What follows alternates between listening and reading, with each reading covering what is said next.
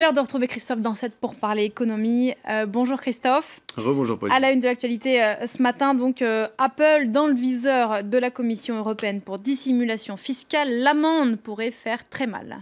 Cela fait plusieurs semaines qu'on en parle et le jugement de la commissaire européenne pourrait être prononcé aujourd'hui. Apple pourrait écoper donc d'une amende record dont le montant exact devra être précisé par le gouvernement irlandais dans les prochaines semaines. Depuis hier, des sommes gigantesques sont évoquées. La banque JP Morgan estime que la sanction pourrait être de l'ordre de 17 milliards d'euros. En réalité, il semblerait que l'amende tourne plutôt autour de 1 milliard d'euros. C'est en tout cas ce qu'indique l'agence Reuters. Alors pourquoi une telle amende? Élément de réponse avec Axel May.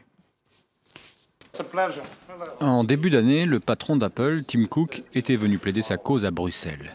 Mais la Commission européenne s'apprêterait bel et bien à infliger une amende record aux géants américains des nouvelles technologies. Bruxelles estime qu'Apple a passé un accord avec le gouvernement irlandais pour ne payer qu'un impôt réduit sur les sociétés de l'ordre de 2% contre 12,5% pour les autres entreprises.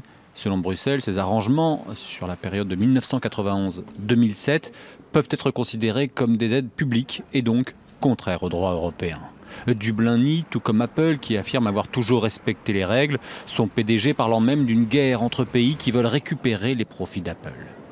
La marque à la pomme, adepte de l'optimisation fiscale, est pourtant accusée aussi dans son propre pays d'origine de payer trop peu d'impôts. Malgré tout, Apple peut compter sur le soutien de Washington face à l'Europe. Le secrétaire au Trésor, Jack Lew, accuse l'Union européenne de se comporter comme une autorité supranationale des impôts. Et en cas de décision contre Apple, l'administration Obama menace d'appliquer des mesures de rétorsion. D'autant plus qu'Amazon, Google et Facebook, tous des fleurons de l'économie américaine, sont également dans le viseur de Bruxelles. Apple qui, par ailleurs, a convoqué les journalistes pour sa conférence de rentrée. La keynote annuelle de la marque à la pomme aura lieu la semaine prochaine, le 7 septembre.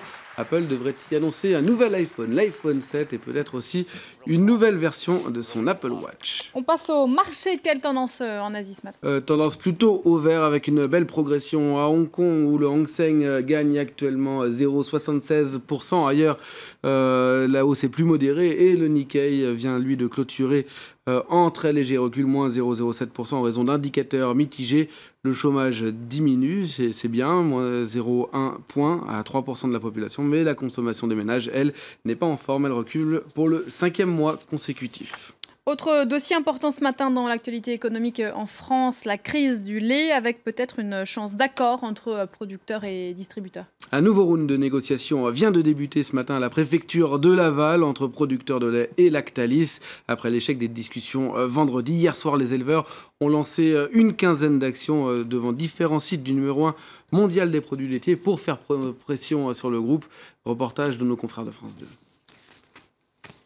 Ils se sont installés dans la nuit pour bloquer l'accès à ce site Lactalis près d'Angers. Une centaine d'éleveurs venus des départements alentours, déterminés à tenir tête aux géants laitiers. Les paysans sont des gens qui sont capables de tenir dans la durée, qui n'ont pas peur du travail et qui du coup vont pas avoir peur de rester des nuits entières devant chez Lactalis et de faire leur travail le lendemain. En tout, une quinzaine d'actions étaient prévues hier dans l'Hexagone. Plus tôt dans la soirée, d'autres étaient venus déverser leur colère devant cette usine Lactalis du Nord. Accrochée aux grilles, cette banderole, Lactalis tue les éleveurs. On est à bout les agriculteurs, ils n'en peuvent plus, c'est fini. Il n'y en aura plus. S'ils continuent comme ça, il n'y aura plus un paysan en France. Les négociations entre Lactalis et les éleveurs devraient reprendre ce matin à Laval. Si aucun accord n'est trouvé, les producteurs promettent de continuer la mobilisation. On reste en France où le Premier ministre Manuel Valls s'est prononcé pour un assouplissement du pacte européen de stabilité. Oui, vous savez, le pacte de stabilité, c'est ce pacte qui impose aux différents États membres de l'Union européenne de ne pas avoir de déficit supérieur à 3% de leur PIB dans le but d'éviter tout risque d'inflation. Un pacte qui est régulièrement dénoncé, notamment dernièrement par François Hollande, qui au lendemain du 13 novembre avait assuré que le pacte de sécurité l'emportait désormais sur le pacte de stabilité. Et bien ce lundi, c'est donc le Premier ministre qui a eu des mots très forts contre ce texte. C'était lors d'un discours au meeting de rentrée du Parti socialiste à Colomiers. On écoute tout de suite Manuel Valls. La gauche européenne social-démocrate doit se faire entendre davantage sur la relance économique.